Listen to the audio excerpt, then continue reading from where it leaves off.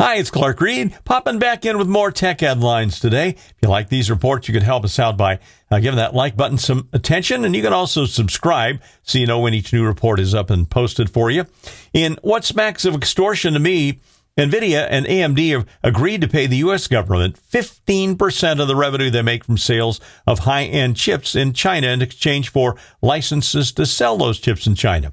TechCrunch.com reports that NVIDIA will share revenues from sales of its H20 AI chips in China, and AMD will give up a cut of its MI308 chips. This truly sounds like tribute paid to a mob boss. Apparently, besides the cut to the U.S. government, the resumption of sales of those high-end AI chips also was restarted in exchange for China resuming selling rare earth elements that are needed for rechargeable batteries in electric vehicles. An entire industry built on basically stealing the work of others to build large language models is now clutching its pearls over a class action lawsuit that could bring in up to 7 million class members, all demanding cash should they successfully prevail in litigation or a settlement.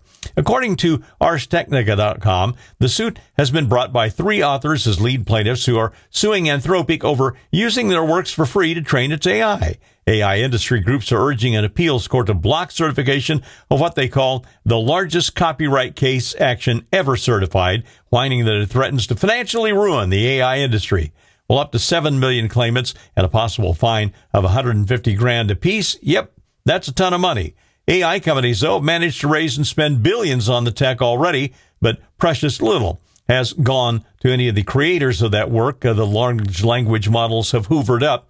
Just a handful of newspapers and organizations have received some compensation. So it's difficult, anyway, to actually prove ownership, believe it or not, of the likes of a book. But stand by, because this could be a biggie, no matter which direction it goes. Apple is apparently testing out a revised version of Siri with a few third-party apps, including Uber, Threads, Temu, Amazon, YouTube, Facebook, WhatsApp, AllTrails, and some games. MacRumors.com says Apple's also test driving the better Siri with its own apps. They cite Mark Gurman from Bloomberg saying the new app Intense system will let you take action entirely with Siri voice commands. With nothing but your voice, you'll be able to tell Siri to find specific photo, edit it, and send it off, or comment on an Instagram post, or scroll a shopping app and add something to your cart, or log into a service without touching a screen. Essentially, Siri could operate your apps like you would, with precision inside their own interfaces. The key part is with precision. We'll see if that actually ends up being true. Sometimes Siri doesn't even turn the damn lights on and off with precision for me, but your mileage may vary. From the who knew this existed yet in this day and age department, AOL is dropping its dial-up internet service on September 30th. Engadget.com notes that the service has survived some 34 years now. Of course, back in the day, millions used it, and it was constantly spamming us with tins of CDs in the mail, or even before that, floppy disks. Remember those?